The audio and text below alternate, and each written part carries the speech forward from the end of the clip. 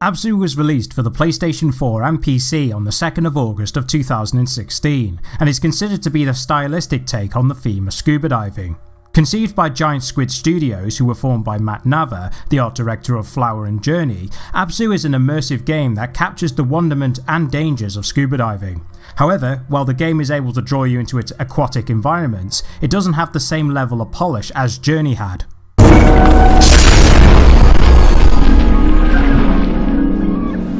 In Abzû, you play as an unnamed diver who finds itself in suspended animation, but after regaining your bearings, it's up to you to find out who you are and what happened. Like Journey, Abzû features no dialogue and voice acting to drive the plot, but instead uses the environment to explain of what is going on. In other words, it's the game's method of the show don't tell philosophy that's used in films and television, but overall the narrative is compelling to keep you interested towards the end.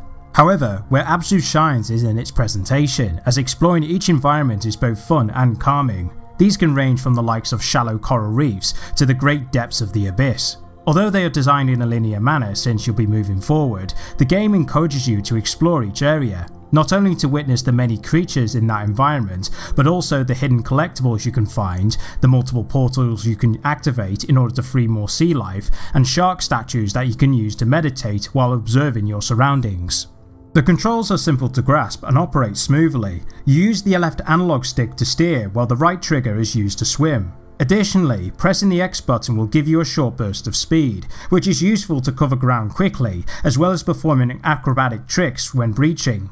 Finally, most of the sea life you encounter are rideable. Although this feature is basic and doesn't further advance you into the game, it's a nice addition if you want to keep the experience fresh, not to mention it can be satisfying when you use this in conjunction with your acrobatics.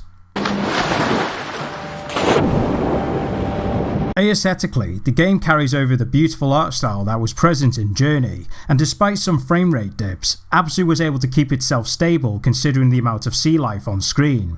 Also, the soundtrack is composed by Austin Wintory, and just like the music in Journey, Wintory is able to create music to reflect the player's situation while maintaining a level of immersion. Unfortunately, Abzû's biggest flaw is that it's very short, as it can be completed within 2 hours. There are hidden shells to find if you want to uncover all the game's secrets, but ultimately you'll be doing this if you're one of those trophy hunters. However, in terms of playtime, I wish the developers could have extended the game a bit more, such as giving a variety of puzzles to solve, which could have made Abzû more interesting. It's also disappointing that the developers didn't implement a multiplayer component, considering Journey had one. While it wouldn't make sense in the context of the story, swimming and exploring with another player could have made it more interesting, and as such increased the game's longevity. Finally, I noticed some clipping issues, but these weren't severe enough to take me out of the game. Overall, Abzû is a beautiful game with simple yet enjoyable gameplay, vibrant visuals, a rich variety of sea life and engrossing story, but the few technical difficulties, in addition to its short length, make it a step down from the likes of Journey. If you're into these games that intend to give you an experience, then you'll feel right at home with Abzû, but if you're after a game that's going to give you more content, then I would suggest passing on this one. Nonetheless, Abzû is still an enjoyable experience, just don't expect to stay in this ocean for so long.